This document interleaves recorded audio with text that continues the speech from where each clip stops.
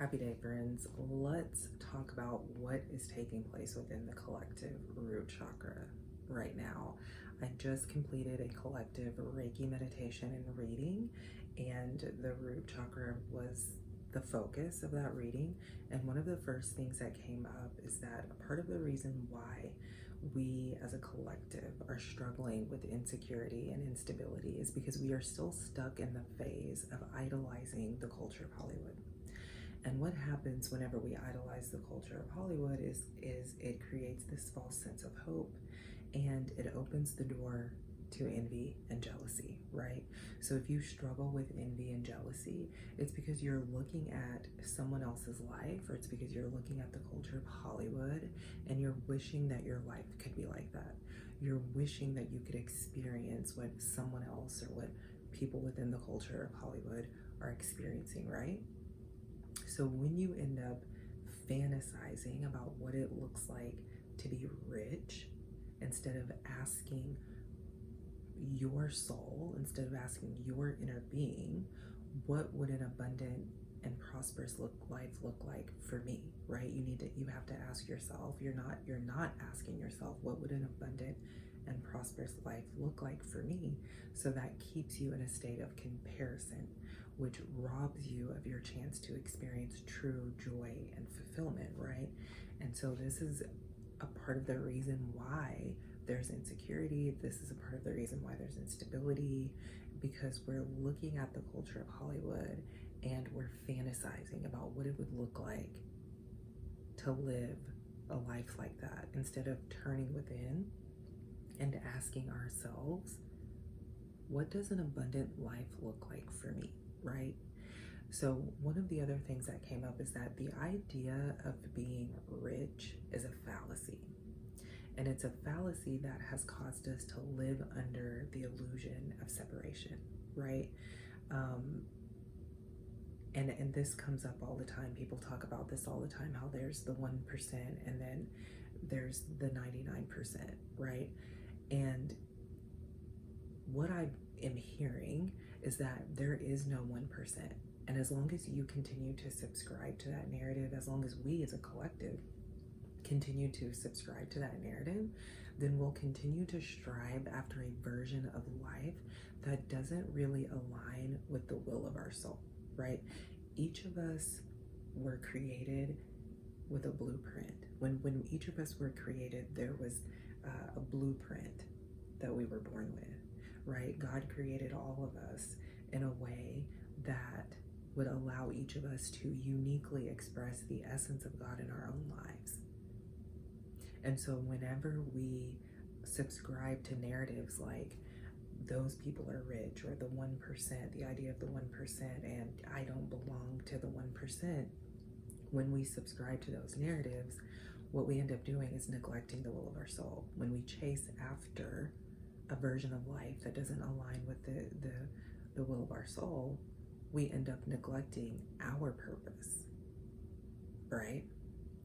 And this is what ends up causing the mental and physical exhaustion. This is what causes the burnout. This is what causes the anxiety and the depression, because we're seeking after something that doesn't belong to us. We're seeking after a life that doesn't belong to us. And so if you truly want to live an abundant life, then you have to start having a candid conversation with your soul, with your inner being, right? You have to start asking your soul, how does abundance want to express itself through me? Because abundance is not something that you attain. Abundance is not something that you achieve. Abundance is a state of being, right? So how can I bring myself into alignment with this state of being? That's a question that you want to ask yourself. How can I bring myself into alignment with this state of being? Right? You also want to ask, what does the abundant life that I came here to experience look like? What does that look like? What does it feel like? What kind of activities are involved? What kind of locations are involved in the abundant life that I came here to express? Because remember, your abundant life looks different from your neighbor's abundant life.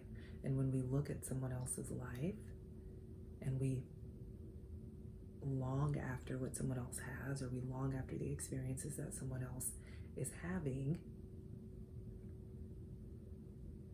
that causes us, again, to experience envy, to experience jealousy, and it causes us to live with dissatisfaction, right? We miss out on experiencing soul satisfaction whenever we're seeking after a version of life that doesn't really belong to us, right? You also want to ask, how can I begin to open up so that the expression can flow through me right now in this present moment,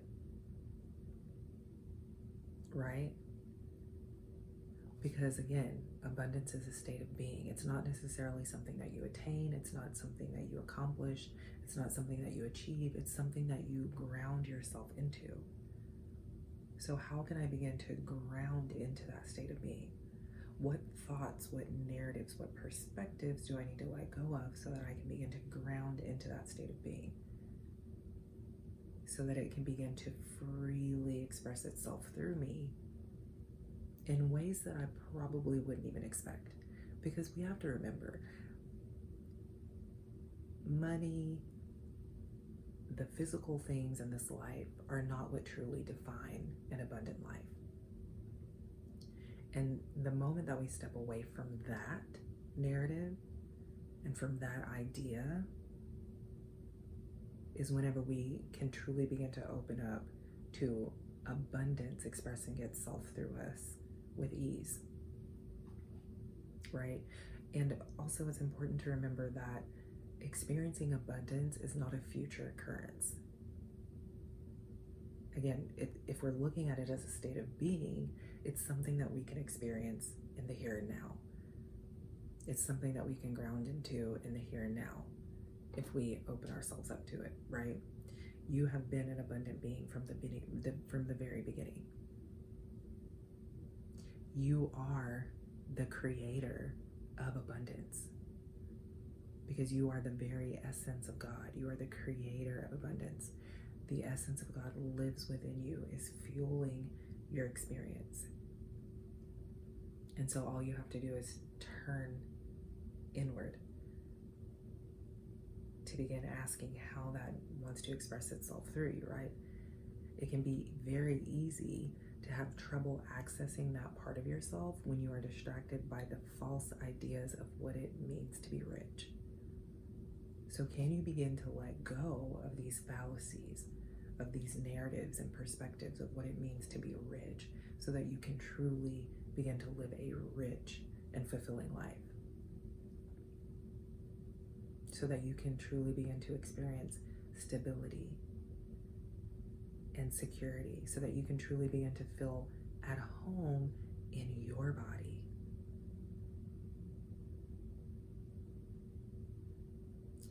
Abundance is a state of being.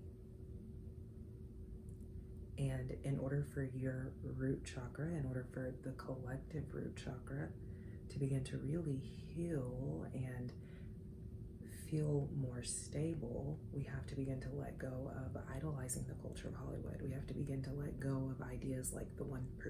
There is no 1%, because that keeps us living under the illusion of separation. And when we live under the illusion of separation, we cannot experience true peace and true harmony in our world,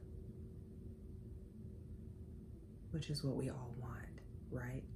But we can't do that if we're holding on to narratives that are false.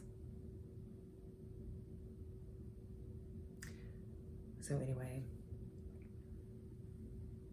you are an abundant being. You are an abundant being. You are an abundant being.